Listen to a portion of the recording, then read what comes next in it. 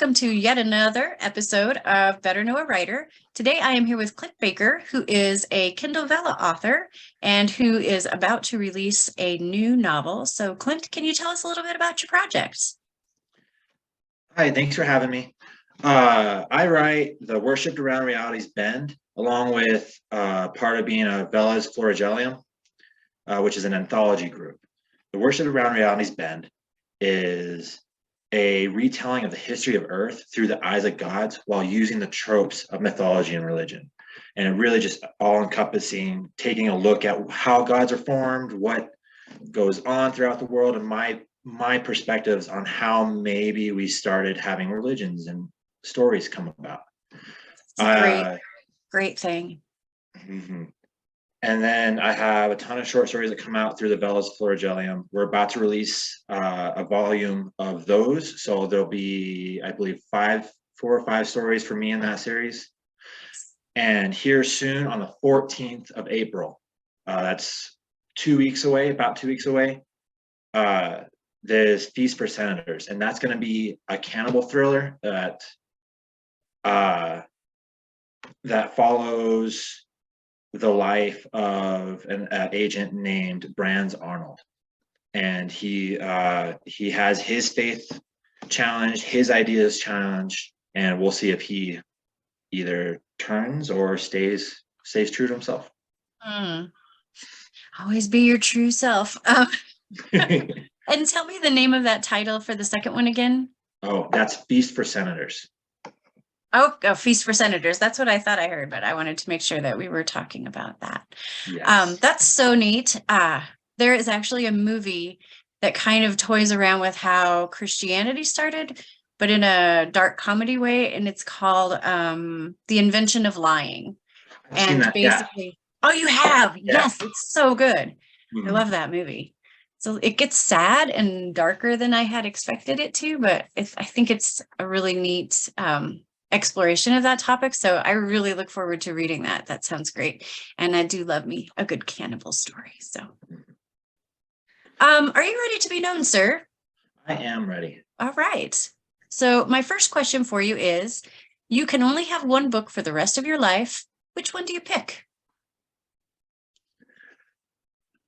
The Alchemist. It has to be The Alchemist. I think it's an interesting look on how the world functions, and like following your gut and listening to what's around you and taking opportunities, but also showing patience and kindness and compassion towards your world. Nice. That's a good one. I haven't heard that one. That's a really good one. What's your favorite pen? Okay, so I have a jar of pens that I painted, and I use these Cinco Uniballs, and they flow nice. The colors are really nice. They pop out. They're able to help me take notes, and I write in cursive, and they don't really bleed or scratch the page. The lost art of writing in cursive. I love it. If you could live anywhere in the world, where would it be?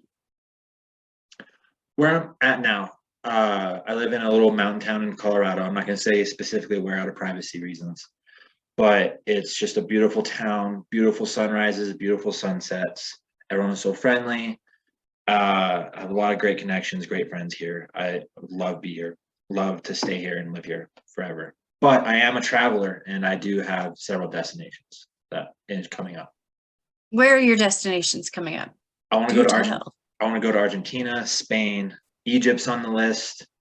Actually, I have a friend there now. He has been sending me videos. I'm so jealous. And maybe a couple other places in Europe. Yes. It's someone you can go stay with, so you better take advantage of that while you can. Yeah. What truly scares you the most? It's kind of a double-edged sword, and it has to do with like the uncertainty of the future. Because on one hand, it's like, oh, when's my truck gonna break down? Or when's my what if I can't make rent? Or what if I can't do this? Or like how do I get my sister's grades up? Things like that, or what's gonna happen those ways. But also at the same time, it excites me because you can just see things unfold and they may surprise you. What is the best book to movie adaptation? Okay, I'm gonna surprise you. Okay. Okay, Treasure Planet. Treasure It Planet. it takes a classic story and then twists it enough that's still engaging while keeping the same themes and creating like a beautiful universe. That is the animated Mhm. movie, right? I That have seen Disney that. did during its golden, Yeah. or not golden age, experimental era. I loved the characters in that one. I really did. They were great characters. Let's see. Star Wars or Star Trek? And why is Star Trek better? You know, I think that Star Trek tackles a ton of issues and they handle it beautifully. Like they had one about AI and whether or not it's okay to kill it, and they ultimately decided no, it's not. There's like the uncertainty of whether or not it can be considered living. Just we have to leave it alone. And having those complex issues definitely puts it up there. But if I'm taking them as a whole and excluding the sequels for Star Wars, I'm gonna have to stick with Star Wars. Just I know, but just like taking in like the Clone Wars, Mandalorian, and having like as a space western. For me, I love space westerns, and that's where I have to set it up, and it tackles a lot of the same issues that Star Trek does for me. I do love Han Solo, except when I was a kid, I always wanted to play Han Solo with my neighbors, Oh, which were all boys, and I always got stuck with either Yoda or Princess Leia. So there's some trauma that goes on there. oh no. And it was hard to decide whether I wanted to be Han Solo or date Han Solo. So, it's kind of like that. And I do think that you're right about the Clone Wars in that it brings up some philosophical political ideas that the original three like didn't touch on so much. It was more like good versus evil, but the Clone Wars, I mean, in spite of some of the characters' unfortunate accents and presentations, Mhm. I think that you're right. I think that there are some lessons to be learned from there. So I will give Mhm. you a break, I suppose. I'm not Thank sure you. we can really be friends because of that, but we'll try it out based on the next few questions. We'll be Where do your frenemies. ideas come from?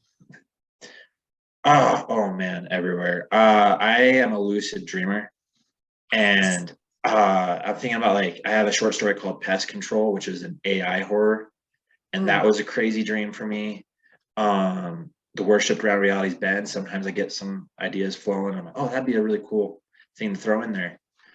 I do take references from other books and stories I come across very lightly. Like I have a dacha from a random series that I liked, so I threw that in. It'll be in the end of the series, of course. What else? I took a note. And life.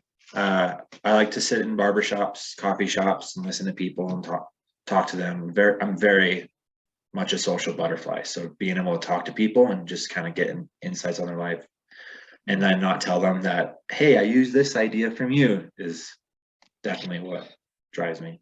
Um, yeah, and there are stories all around us, I think. But I am not a social butterfly, so I eavesdrop. Mhm. I don't engage. I just eavesdrop. And then the people who piss me off and do stupid things get written in often and then killed, which is therapeutic because then you don't have to do it in real life. Um, what is my favorite book? I know you write vampire stories, and I take it you like some classics. So maybe Dracula, because that might be self-informed because that's like top 10 for me. Well, Dracula is great. But no, that's not my favorite book. Dang, I thought I What is got the it. best font? Each font has a purpose, but Times New Roman stands with me. It's easier for me to read and process, and it looks pretty nice on the page for me. Looks like you are reading it in a book. So, how many notebooks are too many notebooks?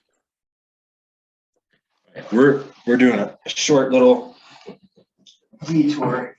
Uh, I'm gonna have to organize these after. These are most of my notebooks. Uh, I have some that I use for like going on the bus. These write in the rain books are great because like you never know who's gonna be around you. They can sneeze, they drop stuff on you, and it doesn't ruin your page. It's like safe to take anywhere. You can take it hiking. What? Yeah, they don't run. They comes with a special pen, and you Oh, can take them anywhere. okay. So you can't use your favorite pen. No, you can't. You can. You can. Hmm. It comes with an extra pen if you want to, and it just like extra protection. I have traveling books. Like this is gonna be my Argentina one. Nice. I have this one that I really like because considering I write a lot of short stories, I can take little passages and just write something out as ideas. And I think like I could bring this up because like notebooks are very much for ideas. They're for mistakes. They're for taking notes on anything really. And I feel like if you don't have enough, or if you don't have like if you have a set amount, I think you've either perfected your craft or you're not taking enough risks in your writing. And that's just my personal feelings on it.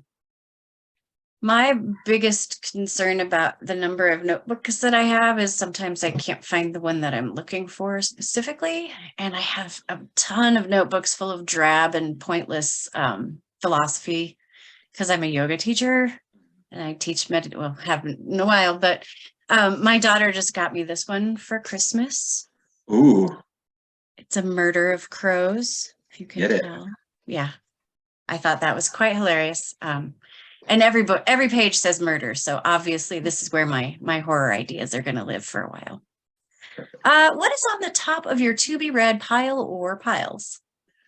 I'm currently working through Circe, Frankenstein, Smoke Hole. I think I know his last name's Shaw. I don't have it on me right now.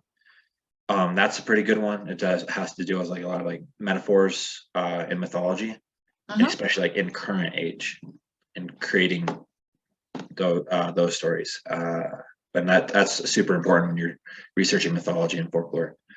On Kindle Vella, I'm reading The Benefits of Blindness by Cotton Common. And I had to take a note on that one when I first read it. It's a beautiful world building, beautiful story. I totally recommend it to anybody. Nice. Very cool.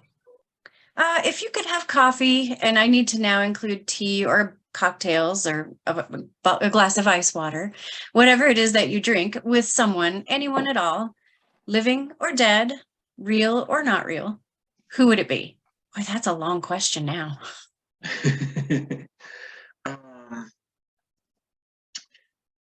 I'm going to stay grounded.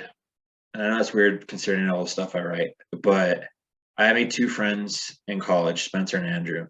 And every time we went out to get coffee or those mornings just sitting there, we had the craziest, silliest, and most thoughtful conversations. And just the insanity that sparked from having those coffee. I'll call them dates. We had coffee dates. I would give anything to have that, and we're still great friends, but we've spread out all the way across the country, and yeah, I'd give anything to that. I think that's a beautiful part of Zoom. Like, this is my favorite method of communication because there's this little screen of safety between me and the rest of the world where I can like sort of feel separated 1 degree, but I'm still connected to people. I hate the phone. So this is like perfect for me. Advice for writers in 5 words.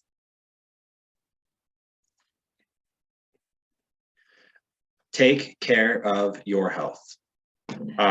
Too many times we forget why we write or what's going on in the world, and like making sure that you're healthy. Like not only like is your body healthy, but is your mind healthy. You got to take care of that because it's going to reflect in your writing and it's going to show. Sure. That makes sense. I think all of us could use a lesson in self-care every now and then. Get up from your chair. Don't just sit there. However, I have discovered that the more you sit, the fewer sports injuries you obtain. So it's kind of a balance there. Well, Clint, thank you for joining me today. It has been a pleasure talking with you, and you are now officially known. Thank you.